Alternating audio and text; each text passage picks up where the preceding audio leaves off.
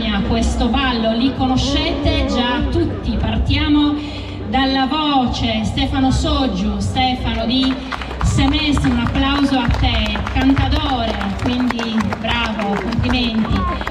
Poi Carlo Boedo all'organetto in La bemolle, che riproduce perfettamente il suono della fisarmonica, perché questo ballo veniva accompagnato con la fisarmonica, e l'ho lasciato per ultimo, questo non lo conosco, non so chi sia. Alla chitarra Michele Cossu, c'è una leggera parentela. Un applauso anche a Michele. Carlo, Stefano e Michele accompagnano questo ballo. Tiziana, prego, raggiungete il gruppo. Ora il gruppo folk ci farà vedere Suballo Cantau. Suballo Cantau.